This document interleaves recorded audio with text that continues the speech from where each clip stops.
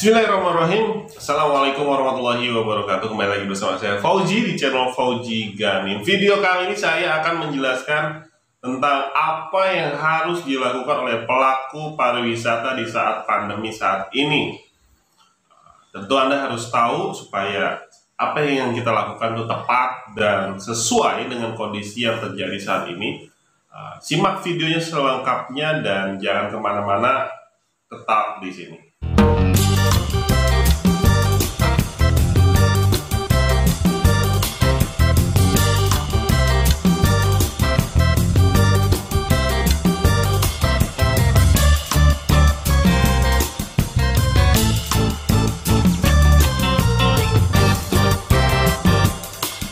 Baik, apa yang harus dilakukan di saat pandemi oleh para pelaku pariwisata? Tentunya pelaku pariwisata adalah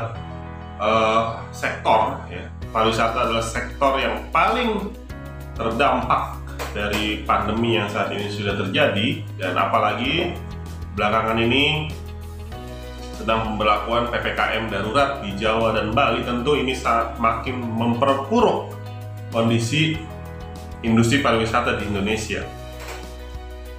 Oke, nggak masalah, tapi yang jelas kita harus tahu apa yang harus kita lakukan. Yang pertama, kita harus survival. Survival itu artinya kita harus bertahan hidup. Baik, mungkin pariwisata kita tidak bisa mendapatkan income di sini karena sangat sulit ya. Saya pun merasakan itu sejak Maret 2020 kita sudah tidak ada lagi perjalanan. Apalagi saya membuat trip-trip ke luar negeri ya. Domestik pun sama, hanya satu trip waktu itu di awal 2021 di bulan Januari, itu pun trip yang sudah pending sekian bulan. Nah, yang harus kita lakukan untuk survive adalah untuk bisa bertahan hidup saat ini adalah minimal kita bisa makan, minimal kita bisa mencukupi seluruh kebutuhan kita setiap harinya, setiap bulannya, keluarga kita dan lain sebagainya.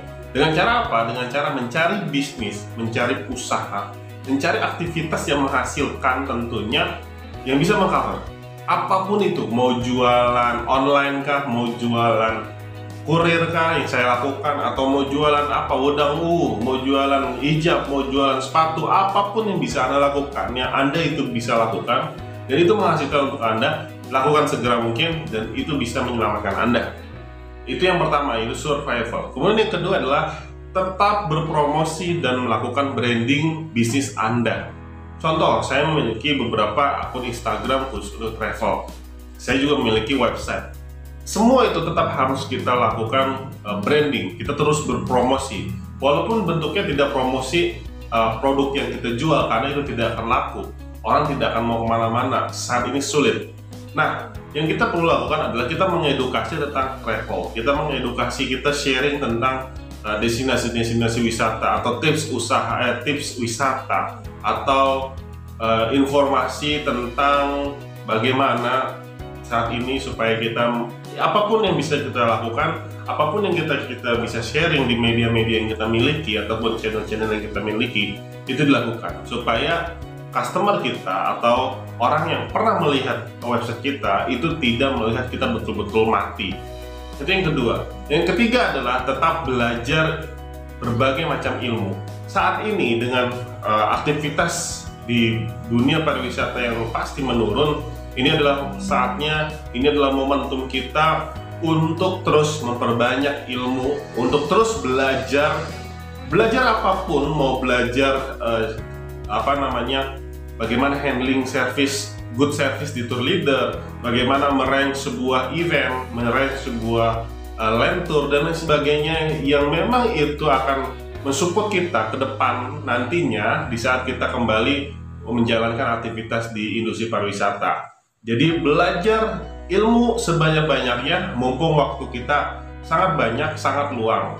Dan yang terakhir adalah bersabar dan berdoa, gitu kan. Ya apalagi yang mesti kita lakukan kalau kita tidak bersabar dengan kondisi yang seperti ini, tidak adanya kepastian, tidak adanya kejelasan sampai kapan, gitu kan. Sedangkan kita saat ini melihat di negara di belahan bumi lainnya, di Eropa, di Australia itu sudah lepas masker.